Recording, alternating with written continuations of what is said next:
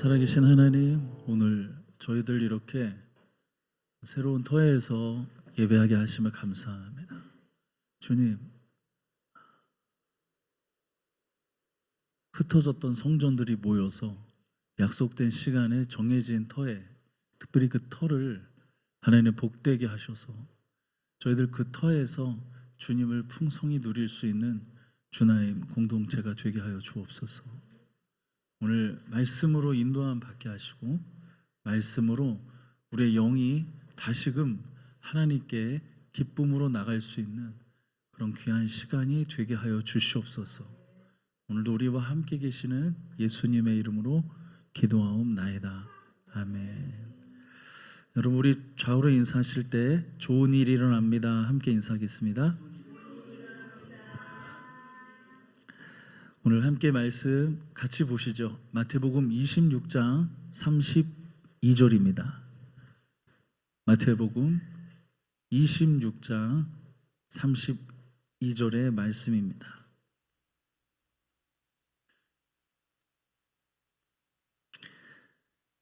마태복음 26장 32절입니다. 같이 함께 합독할까요? 시작. 그러나 내가 살아난 후에 너희보다 먼저 갈릴리로 가리라. 아멘.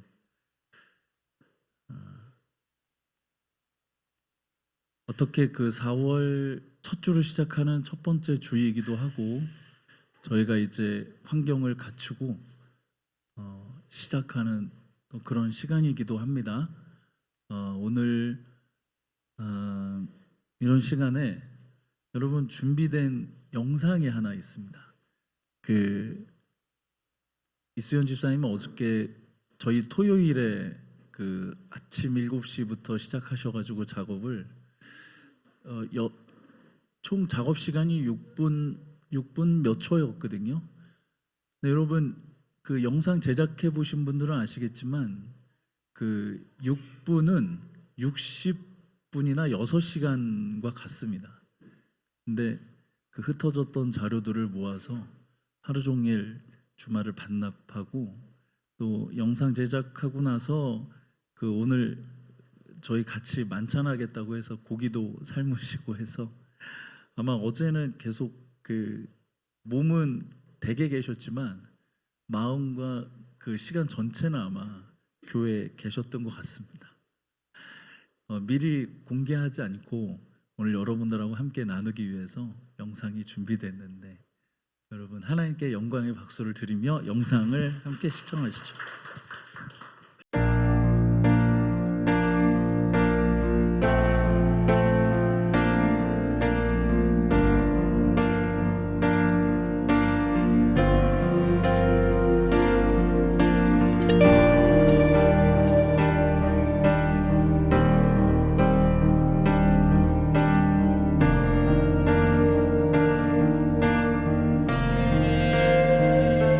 주의 나라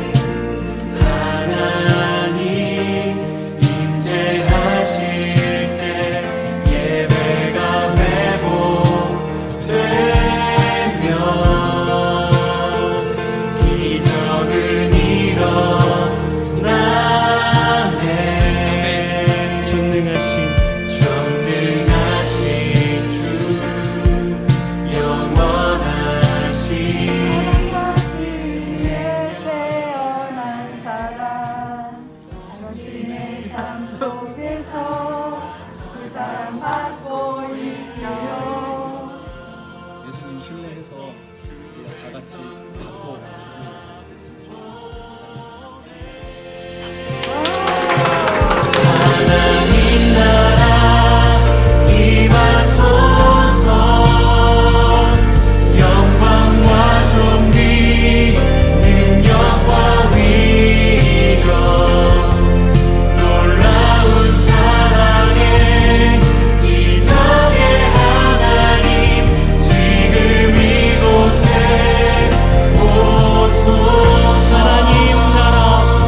하나님 나라 임하소서.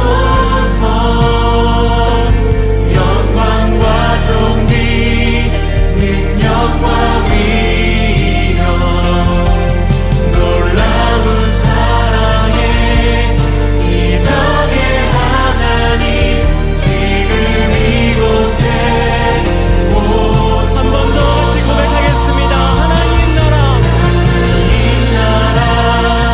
임하소서.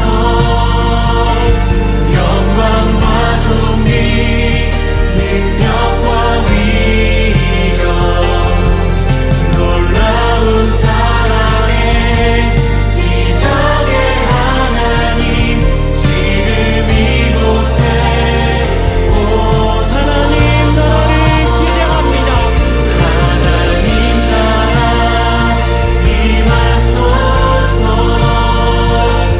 영광과 존귀 능력과 위엄 놀라운 사랑의 기적의 하나님 지금 이곳에 오소서.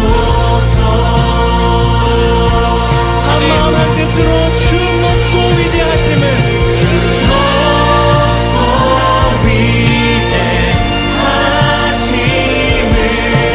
크게 외쳐 선포하네.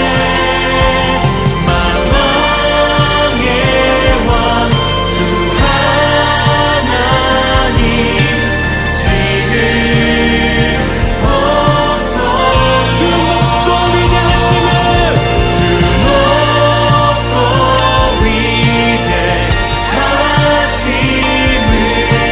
크게 외쳐 선포하네. 만왕의 왕 주 하나님 지금 오소서. 주 높고 위대하심은 주 높고 위대하심을 크게 외쳐 선포하네. 만왕의 왕 주 하나님 지금 오소서.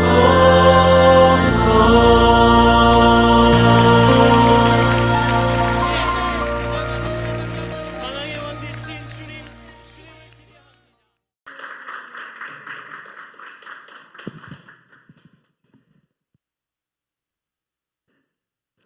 그래서 어저께 저녁 10시에 카톡이 왔어요. 이제 이 집사님 보내셨는데 하루 종일 이제 편집하신다는 얘기 듣고 있었거든요. 근데 저녁 10시에 카톡에 이렇게 왔어요.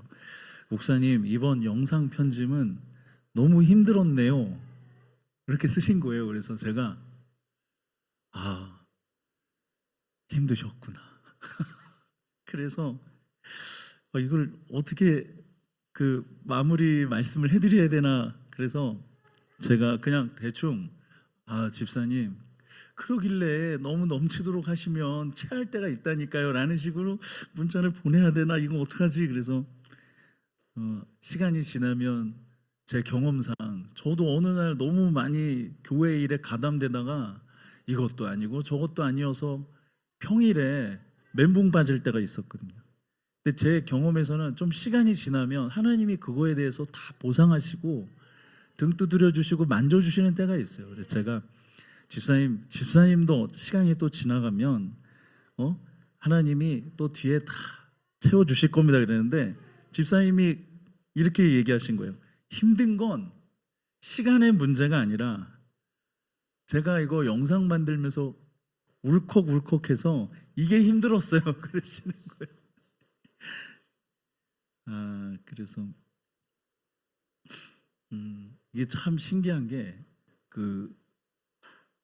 그 사역에 걸려가지고 걸어가는 사람들만 경험하는 그 개인적인 독대 시간들이 있어요.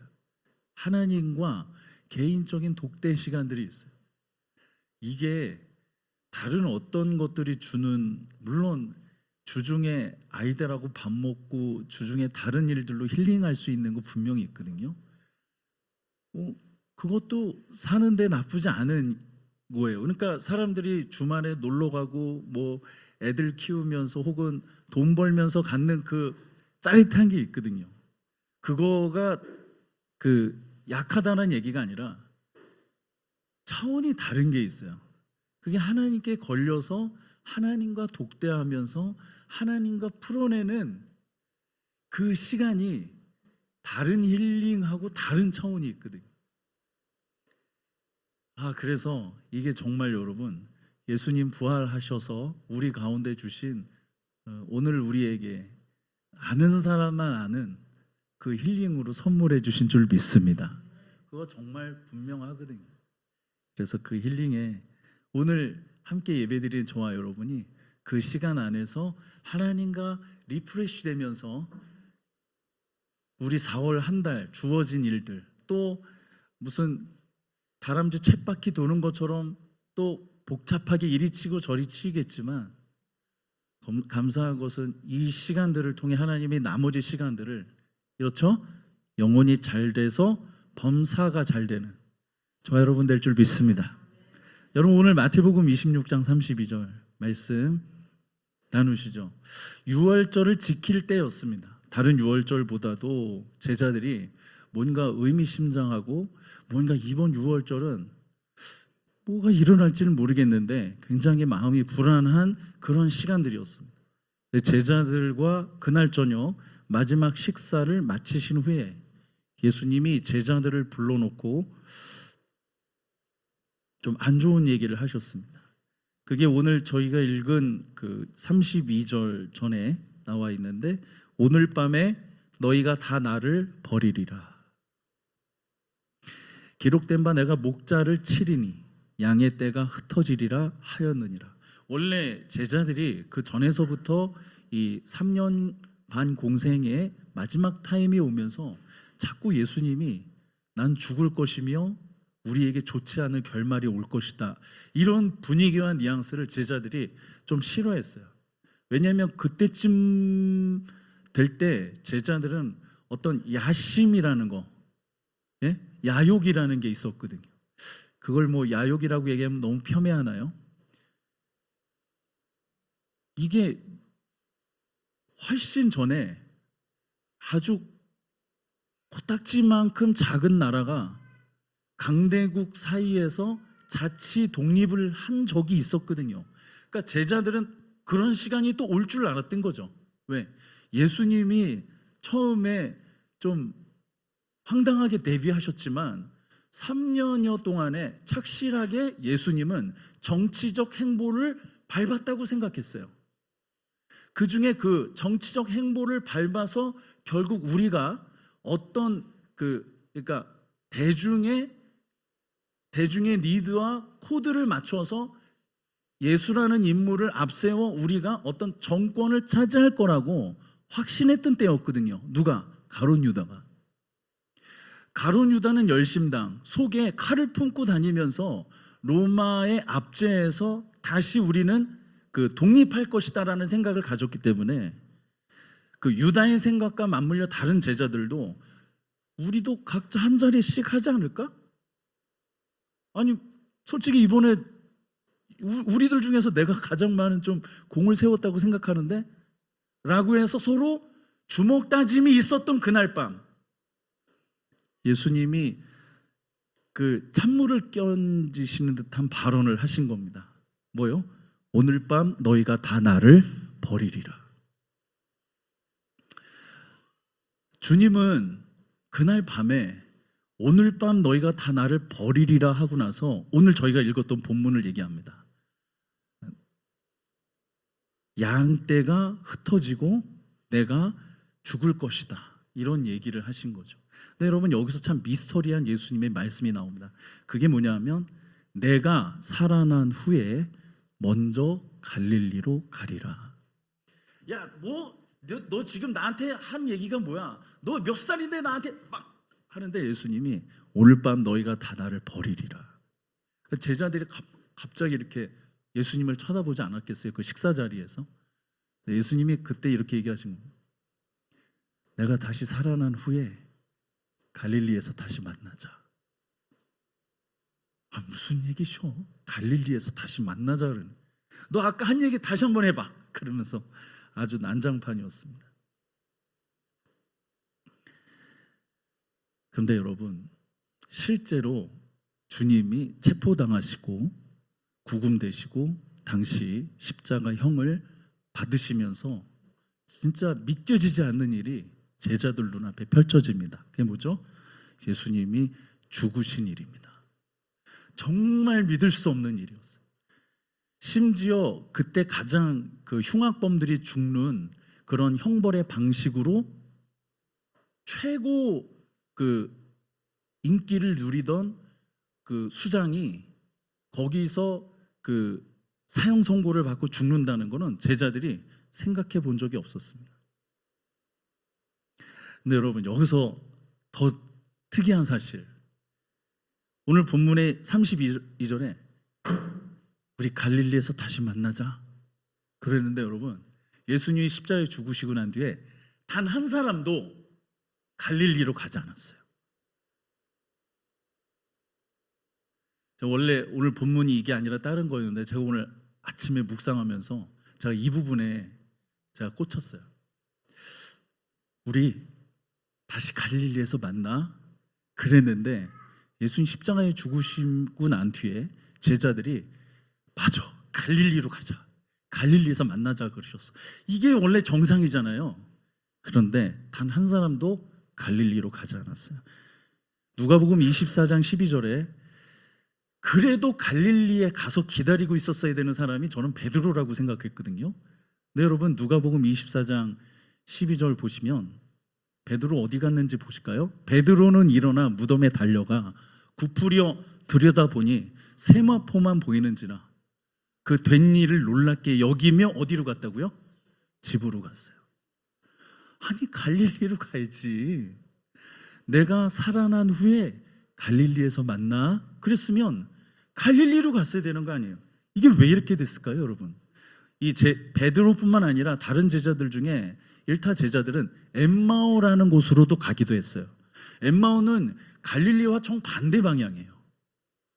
우리 갈릴리에서 만나, 그런데 단 한 사람도 갈릴리에 가지 않았어요. 왜 그랬을까요, 여러분? 왜 갈릴리로 가지 않았을까요? 이게 질문이었어요. 근데 이 질문에 대해 답이 너무 단순해요. 답이 뭔가요? 예수님이 죽으셨기 때문이에요. 아, 죽으셔서 안 갔구나. 질문도 단순하고 답도 단순해요. 죽으셔서 안 갔구나.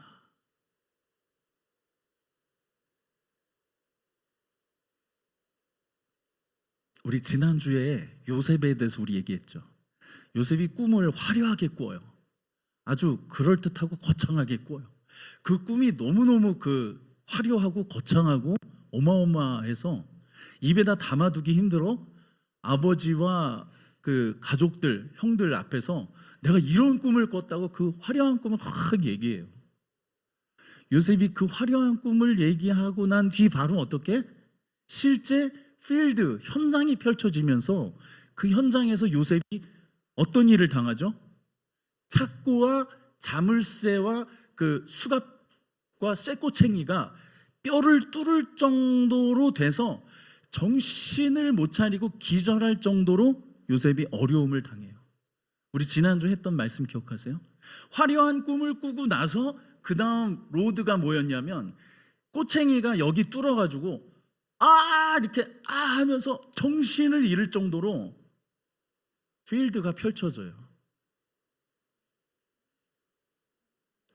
제자들은 예수님하고 식탁에서 예수님과 걸어 다니면서 예수님과 함께 뭐 기적도 체험하고 별별 일들을 다 체험하면서 아주 그 그림 같은 집을 짓고 사랑하는 주님과 함께 한평생 행복하게 꽃길을 걸을 줄 알았는데, 예수님이 십자가에 죽으시면서 실제 제자들에게 현장이 펼쳐진 거예요.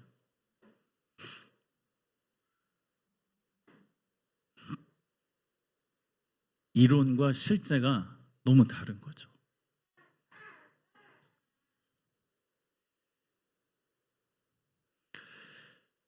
자, 여기서 왜 예수님은 부활 후 하필 갈릴리에서 만나자 그러셨을까? 이걸 생각하면서 오늘 말씀의 답을 얻으려고 그래요. 야, 네가 크냐 내가 크냐, 내가 더 공을 세웠지, 다음 차기 정당에 내가 대표야, 야 네가 무슨, 이렇게 싸우던 때에 예수님이 왜 제자들에게 우리 갈릴리에서 다시 만나 그랬을까? 그 이유를 여러분 찾아보려고 그래요. 원래 여러분 이런 거 아니에요? 우리 청와대에서 만나, 우리 여의도에서 만나, 서울에서 만나, 뭔가 수도권에서 만나야 되는데 당시 예수님이 엉뚱하게도 저기 해남쯤 돼요. 해남쯤 돼요. 아니면 화룡쯤 되든지, 우리 화룡에서 다시 만나쯤 되지 않을까요? 왜 하필 예수님은 번화한 도시에서 다시 시작하자가 아니라 저기 땅끝 시골 촌구석에서 만나 이랬을까요?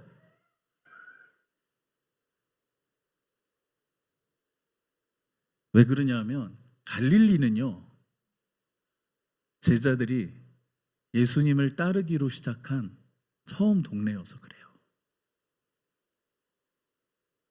네가 크냐 내가 크냐, 예수님이 우리 갈릴리에서 다시 만나, 이건 우리 그곳에서부터 다시 시작해 라는 예수님의 마음이었어요.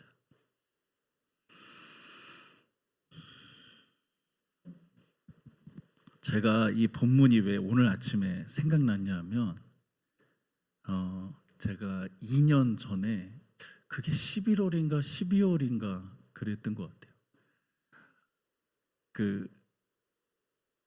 그때 이제 앞에서 오는 압력이 있었고 뒤에서 오는 압력이 있었어요. 뭐냐면 개척을 한다며. 왜 안 해? 교회에서 다 시간을 주실 거예요. 교회는 정 목사님이 개척하는지 안 하는지보다 현재 정 목사님이 그 자리에 주저앉아 있다고 얘기했어. 이 자리에 주저앉아 있다는 거 뭐냐면,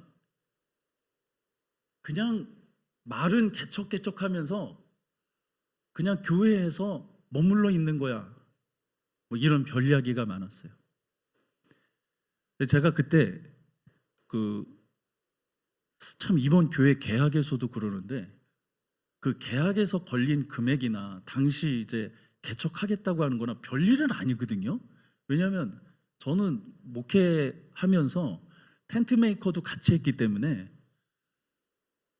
뭐 세상으로 던져진다는 게 그냥 온실에서 목사님 하면서 지내던 시간이 아니라 저 별명이 목사장이었어요. 목사이면서 사장님이라서 청년들이 저한테 목사장님이라고 불렀거든요. 이 세상으로 나간다는 게 별 큰 일은 아니었어요. 솔직히 말해서 교회에 터를 얻는 것도, 그 임대, 뭐 교회 상가 뭐 이런 것도 안 해본 게 아니고, 그렇게 그 막 2억이나 20억짜리 건물이 아니었어요. 그런데 희한하게 그때도 이때도 그랬고 엄청나게 눌리는 걸 경험했어요. 눌릴 일이 아니거든요. 눌렸다라는 거는 막 그 몸이 쭈그러들고 수축되는 것처럼 되게 많이 힘들었던 것 같아요. 근데 그때 진짜 처음 당하는 힘듦이었어요. 너무 마음이 힘들어서 집에 어항을 갖다 둘 정도였어요. 이게 뭔가 이게 해결이 안 되니까. 그런데 제가 이거 예수님이 갈릴리에서 만나자 이 말씀을 그때 묵상하면서 이런 모습을 묵상하게 됐어요. 이때 당시에 베드로가 그 말씀을 기억했는지 모든 게 낙심이 되고, 아, 이제 내가 못하는 거구나, 이게 내가 잘못한 거구나, 특히나 저들보다 내가 예수님을 배반한 1인자가 됐구나, 이런 낙심에 귀향을 해요. 베드로가 어디로 귀향하냐면 갈릴리로 귀향하거든요.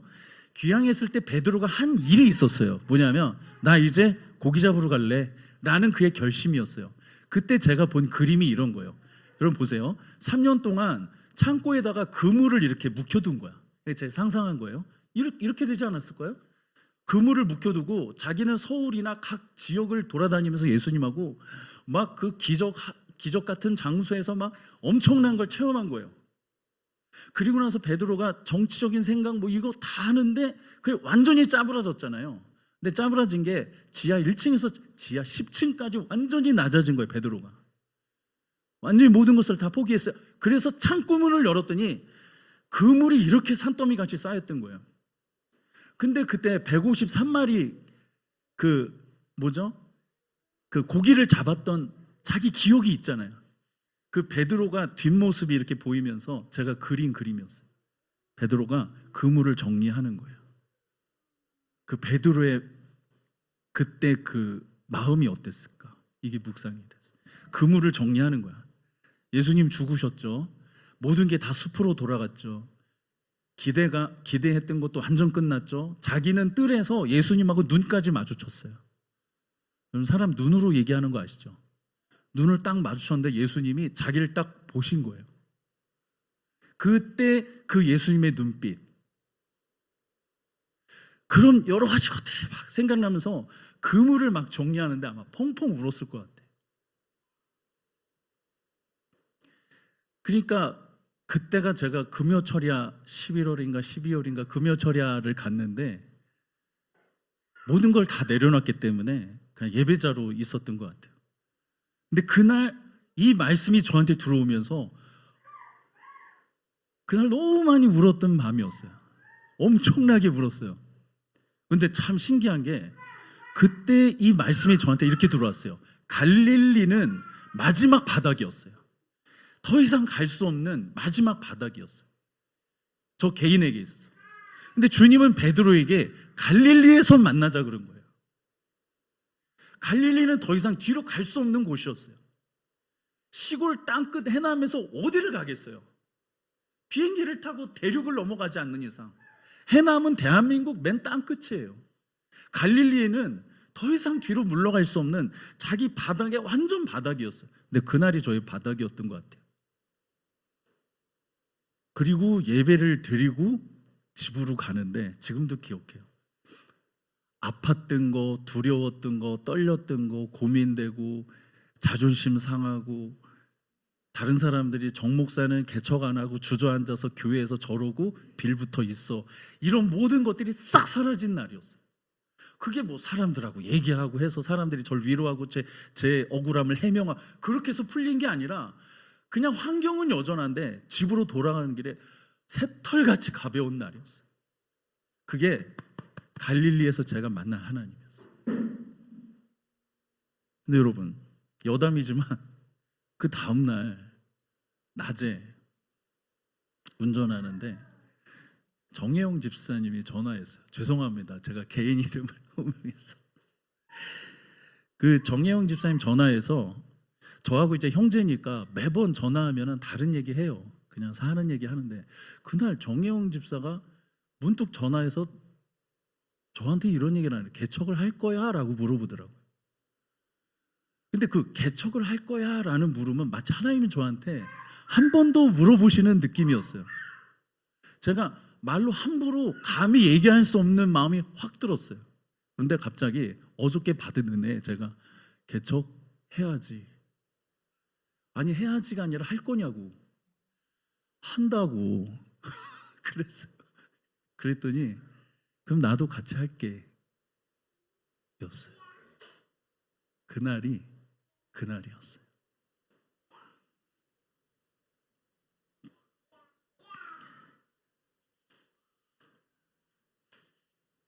사랑하는 주나의 가족 여러분,